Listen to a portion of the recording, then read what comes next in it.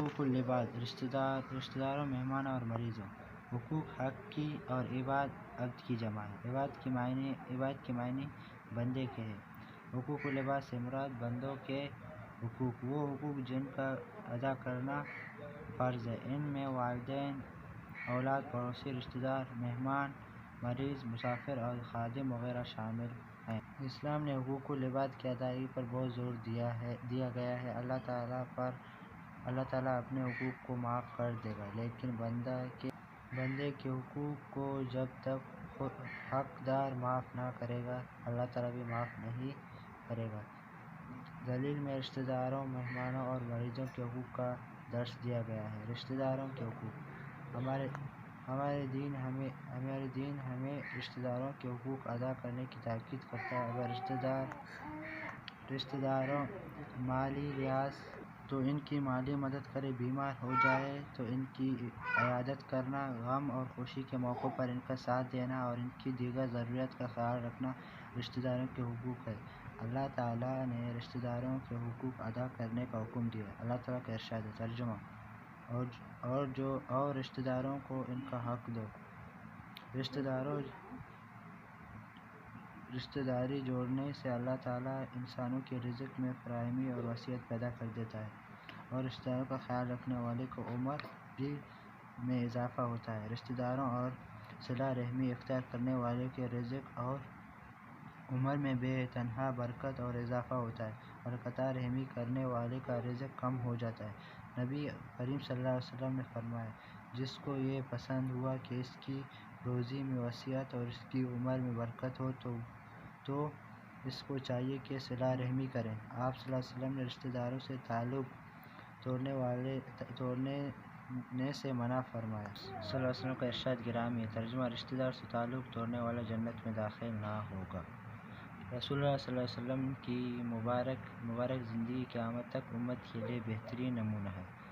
رسول کریم صلی اللہ علیہ وسلم نے اپنے قرادات کے ساتھ حسن سلوک فرماتے، ان کی خیرخواہی فرماتے، ان کی مالی مدد کرتے، ان کے کام آتے، ان کی ضرورت کا خیال رکھتے۔ حضور صلی اللہ علیہ وسلم کی رضاعی بہنیں حضرت شیمہ رضی اللہ تعالیٰ عنہ جب ملنے آئے تو آپ صلی اللہ علیہ وسلم کھڑے ہو جاتے، بیٹھنے کے لیے اپنی چادر مبارک بچھا دیتے اور انہیں اس پر بٹھاتے۔ جب تک باتیں کرتے، حضور اکرم صلی اللہ علیہ وسلم صرف ان سے ہی باتیں کرتے، اپنا کان مبارک ان کی طرف کیے رکھتے تھے۔ جب جانے لگتے تو سواری پر سواری ہونے میں مدد کرتے، تحفے دے کر رخصت کرتے، دور تک چھوڑنے جاتے۔ مہمانوں کے حقوق۔ اسلام نے مہمانوں کو اللہ تعالیٰ کی رحمت قرار دیا ہے اور ان کے حقوق ادا کرنے کی تاکید کی ہے۔ ہمارے پیارے نبی صلی اللہ علیہ وسلم بے حد مہمان نواز تھے۔ آپ صلی اللہ علیہ وسلم کے گھر میں جب بھی کوئی مہمان آتا تو آپ صلی اللہ علیہ وسلم اس کی خوب خاطر مراعات کرتے، ان کی ضرورت کا خیال رکھتے، ان کی کسی بات کا برا نہ مناتے، اسے عزت و تکریم سے مہمان نوازی تمام انبیاء کرام علیہ السلام سنت ہے۔ آپ صلی اللہ علیہ وسلم کا ارشاد ہے، ترجمہ جو کوئی اللہ تعالیٰ اور آخرت پر ایمان رکھتا ہے اس پر لازم ہے کہ مہمانوں کا احترام کرے۔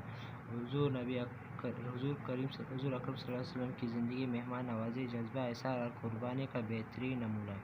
خود بھوکے رہتے، دوسروں کو کھلاتے، کئی دن تک گھر میں فاقے رہتے، چولہا نہ جلتا لیکن وسائل کبھی اس درخت سے خالی نہ جاتا۔ سربراہ مملکت ہونے کے باوجود آپ صلی اللہ علیہ وسلم نے اپنے اور آپ صلی اللہ علیہ وسلم کی ازواج مطہرات نے کبھی سیر ہو کر کھانا نہیں کھایا، لیکن دوسروں کی ضروریات کا ہمیشہ خیال رکھا۔ ایک دفعہ ایک بھوکا شخص بارگاہ رسالت آپ صلی اللہ علیہ وسلم میں حاضر ہوا۔ آپ صلی اللہ علیہ وسلم نے سے اپنی حاجت بیان کی۔ اس وقت آپ صلی اللہ علیہ وسلم کے گھر پانی کے علاوہ کچھ نہ تھا۔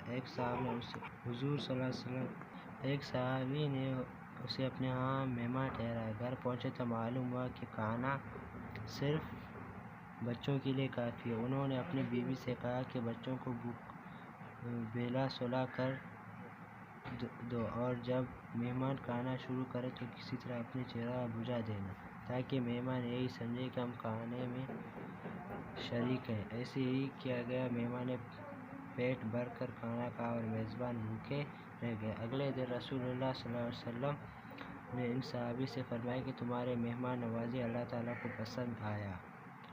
ہمیں چاہیے کہ ہم مہمانوں کو خندہ پیشی خوش آمدید کہیں، انہیں اللہ تعالیٰ کی رحمت سمجھیں، ان کی خدمت کرنے میں کوتاہی نہ کریں۔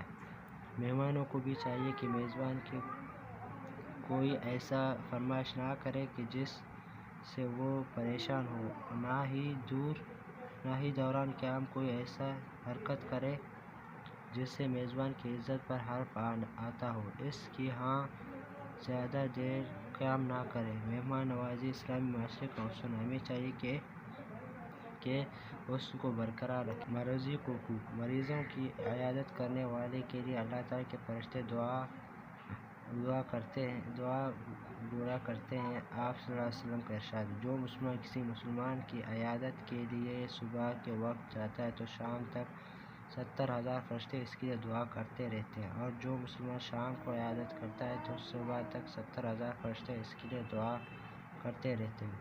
بیمار لوگوں کی عیادت کرنے سے اللہ تعالیٰ کی رحمتوں کا نزول ہوتا ہے، عیادت کرنے والے کے گناہ مٹ جاتے ہیں۔ اللہ تعالیٰ کی نورانی مخلوق عیادت کرنے والے کے لیے دعائیں مغفرت کرتی رہتی ہیں۔ ہمیں چاہیے کہ ہم مریضوں کی عیادت کرنے کے لیے ضرور جائیں، ہو سکے تو ان کے پاس پھولوں کا تحفہ لے کر جائیں، ان کو سلا دیں، ان کو حوصلہ دیں، ان کی خدمت کریں اور ہمیں دور سے پیش کریں۔ اگر انہیں مالی مدد کی ضرورت ہو تو اپنے طاقت کے مطابق پوری کر دیں۔ سب سے بڑھ کر یہ کہ اللہ تعالیٰ سے ان کی شفا کے لیے دعا کریں اور ان کے پاس زیادہ دیر نہ بیٹھیں تاکہ انہیں تکلیف نہ ہو۔ تفصیلی جواب تحریر کریں۔ اسلامی تعلیمات میں روشنی۔ حقوق العباد واضح کر دیں۔ رشتہ داروں کے حقوق کی کیا اہمیت ہے؟ مہمان نوازی کی اہمیت کیا ہے؟ مریضوں کے حقوق۔ مختصر جواب: عیادت مریضوں کی فضیلت بیان کریں۔ قطع رحمی کرنے کے بارے میں حدیث شریف میں کیا وحی آیا؟ مہمان کی عزت کرنے کے بارے میں کوئی حدیث مبارکہ بیان کریں۔ حضور اکرم صلی اللہ علیہ وسلم اپنے مہمانوں سے کیسے سلوک کرتے؟ مناسب الفاظ لگا کر خالی جگہ پر کریں۔ عبد کی معنی بندے کے ہے۔ مریضوں کی عیادت کرنا چاہیے۔ مہمان نوازی اسلامی معاشرے کی خوبی ہے۔ مہمان نوازی کرنا انبیاء کرام علیہ السلام کی سنت ہے۔ رشتہ داروں سے تعلق توڑنے والا جنت میں داخل نہ ہوگا۔